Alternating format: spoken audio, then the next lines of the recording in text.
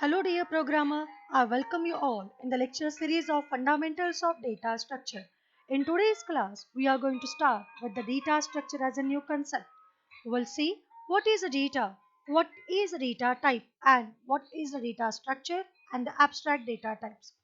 At the end of this session, I expect my student will be able to understand what is data structure and they can be familiar with the concept of ADT and they can create their own data structure. So these are the reference books we are going to be refer for our today's session. So let me start with the data. What is a data? Data is nothing but the simple set of values. In C, if we say integer is a data, means we are having 0 to 9 digits. If we are saying it is a character, then we are saying it is capital A to Z or small a to Z. So we are saying a data item refers a single unit of values, but that data is being divided into sub items, then we are not calling it as a basic item. That is called as a composite data items. So collection of data are frequently organized into the hierarchy of fields, that is called as a record, which is not a basic data items. So we are saying data is a collection of information, but it is in the form of raw data, right? When we process that data, then it becomes the information, and that information is nothing but the meaningful, processed and the logical form of data.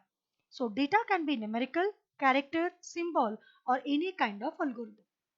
If we are saying about the data types, now means whatever the data is with us, now we want to say what type of data it is, what we will do with that particular data.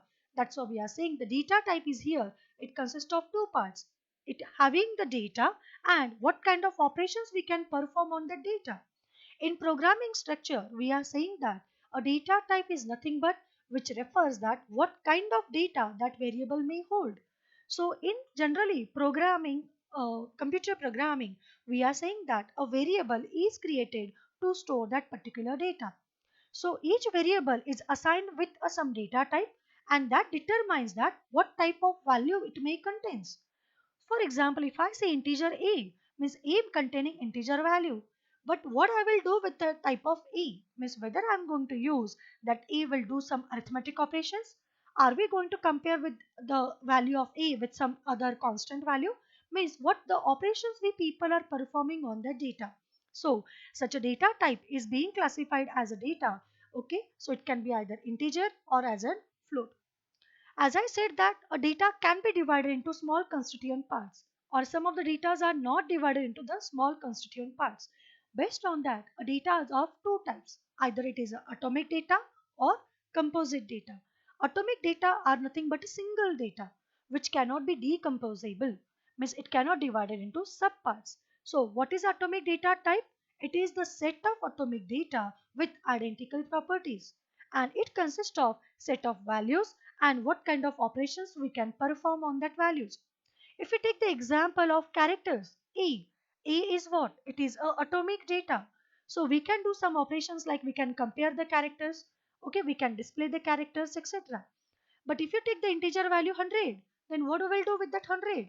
100 itself is the atomic data. 100 cannot be divided into the small entity like 100.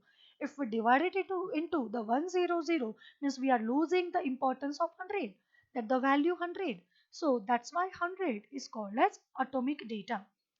We can perform operations like we can compare, we can do compare 100 with some other numbers, other values, or some constant. We can apply some relational operator on 100, we can do some arithmetic operations. Like that fashions we people are doing some operations on such a atomic data type. What is a composite data? Yes, it is the opposite of our atomic data. These composite data are consist of our several atomic data, means it is decomposable. Such a data is divided into some small parts. If we take the example of employee name or even student's name, everyone's name is having first name, middle name and the last name. So we can say the name field itself is a composite data which consists of three information. Similarly, if we take the telephone number, which is having area code, extension, and the phone number. If we think about the date of birth, what is the date of birth? It consists of what the date, in which month, in which year. That's why we are calling a date of birth is also the composite data. So such a composite data are using in our data structures. So why we require the data structure? Till now we are having such a data, but where we are lagging? Right.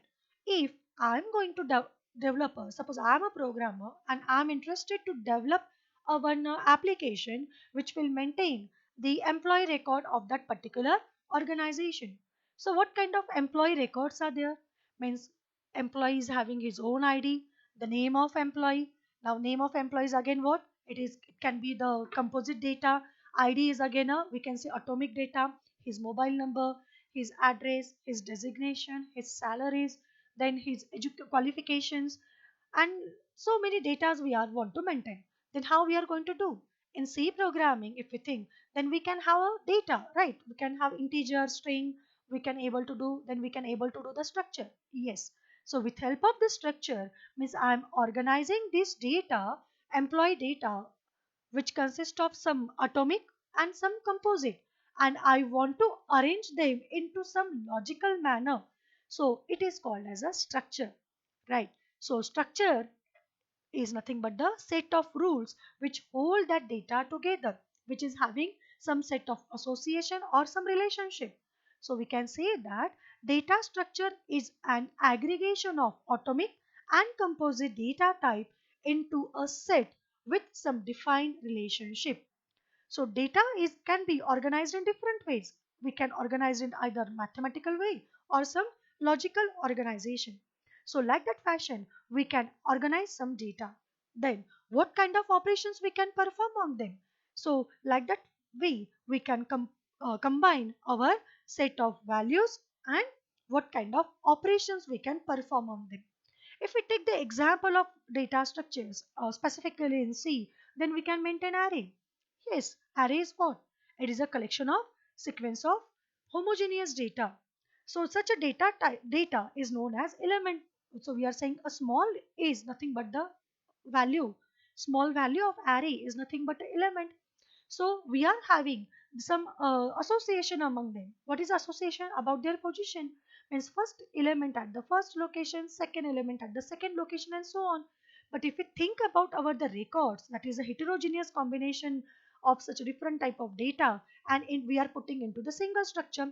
But if we are putting the multiple values into the single structure, then we are having some distinguished thing that we are calling as a key. So data structures can be nested, means we can write a one data structure into that another data structure. So what is the need if we are having such a data structure? Here in this we are having a data, but what kind of operations we will perform on that data? So that's why we need abstract data type. So the programmer if wants to implement his own data type for his own application, then that data is referred as abstract data type. So what is abstract data type? Abstract data type, it has its own data. Then what kind of operations we will perform on that data? And we are having a set of rules. That rules allows us to read the data and to how make that data into some logical sequence.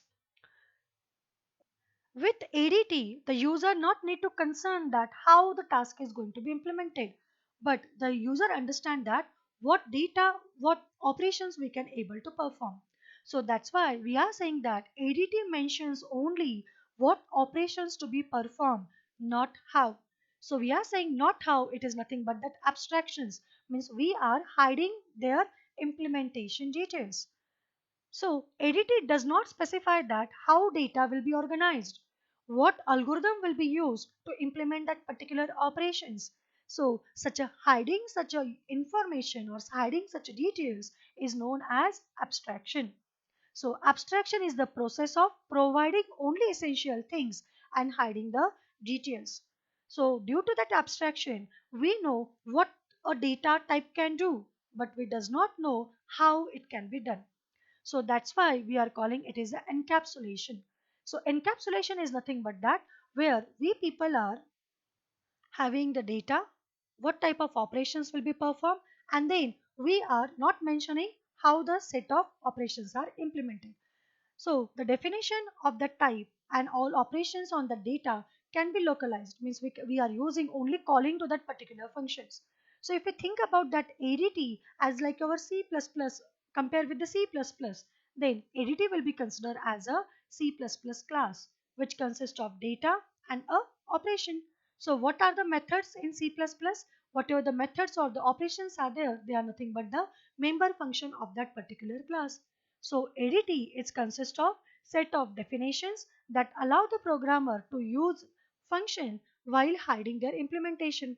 And ADT is consist of set of domains, set of functions and the set of rules, or we are calling it as an axioms, and ADT denotes that abstract data type.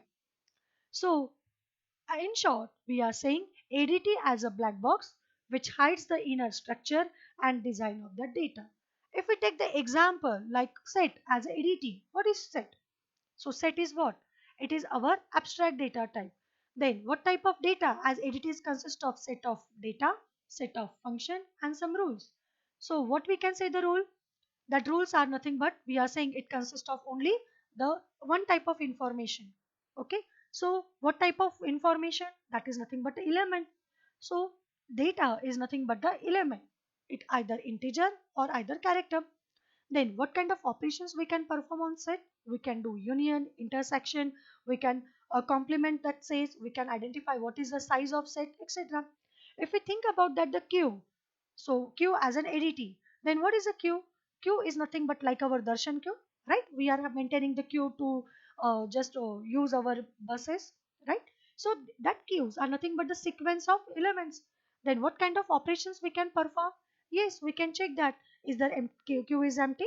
Can we insert that element into that queue? Can we check out some delete that queue? Can we destroy that queue? So like that fashions we can perform some operations on that queue. Only what operations? We are not specifying how they can be implemented. Similarly, we can think about the stack. What is a stack?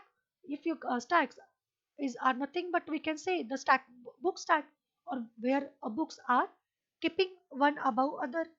So that stack can be a plate for the stack. Then what is a rule? Here in that rule means that we can remove from that stack from only one end, and we can put the value to that stack from that by the same end. So this is our rule. Then how we can implement that stack? Then stack can be of our book, like that stack can be of our integer value, stack can be of our string value, etc. Then what kind of operations we can perform? We can display the stack, we can insert that element into the stack. Like that fashion we are having such a operations. So that's why that we are saying that it is a abstract data type stack. If you are thinking about our the array as an entity, then obviously we know that array is a finite orders set of homogeneous element, where we are saying it is homogeneous due to the same element, same set of datas are there. Then they are ordered because every element are arranged in some sequence according to their positions. Then we can perform two basic operations like extract and display. If I want to say that the I want to get that value, means I want to extract that values, then what we will do? We need to provide the array name. We need to provide the index.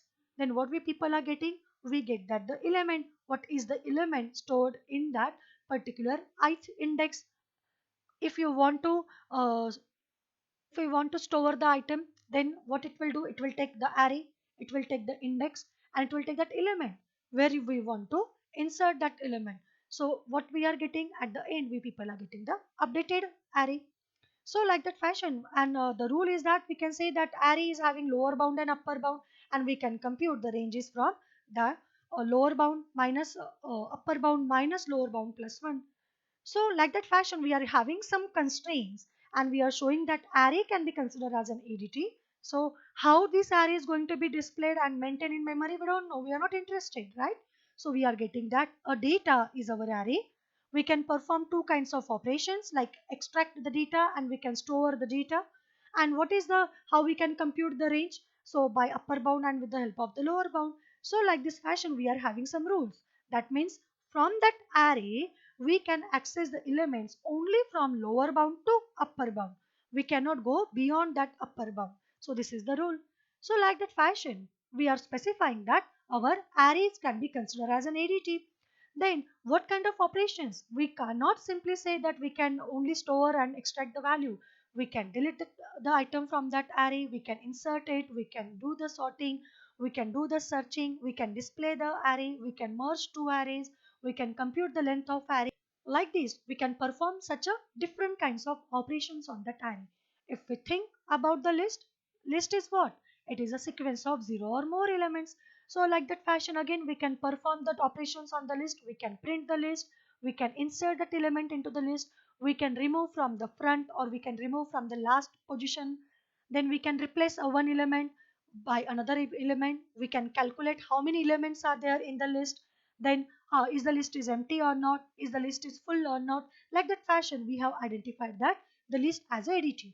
But if we think about for the implementation, someone may say that I can implement the list by using array, right? Or someone may say that they can implement the list by using linked list, or someone may use a file. So such implementation details have been hidden, right? Once we are getting that how we are representing it, then each operations are associated with that ADT is implemented by one or more subroutines. Like that fashion, we can implement that ADT. So this is the example here we have shown. What is a stack? Stack is that contains the elements of the same type which are arranged in the sequential fashion. All operations are takes place at a one end that we are calling as a top of the stack. This is the rule. Means we can say a element which is last in, that will be the first out, that will be removed out the first. Also we can perform different operations on the stack, like push means insert that element, pop means delete that element. We can identify that how many elements are in the stack. Is the stack full, is the stack empty or not. Similarly, we can say that the queue is the like ADT means what? It is again the same type of data are arranged in the sequential fashion, but here the operations are text at the both end. Means at the one end where we can do the insertion, that is called as rear end, and from where we can do the deletion, that is called as the front end. So we can say if you insert an element, that operation is called as enqueue. If we are removing the element, it is called as dequeue. Then we can check out whether the list is empty or not. So we conclude that what is a data type? Data type refers a kind of data that variable hold. Atomic data are non-decomposable. Composite data are which can be decomposed into atomic data. Data structures are nothing but the logical and mathematical model of our particular data. And abstract data type is nothing but the data declaration package together with operations that are meaningful for that data. Means we are specifying that abstract data type is the set of data, set of functions, and set of rules. So in the next lecture, we'll see in detail different types of data structures, and thank you. Happy learning.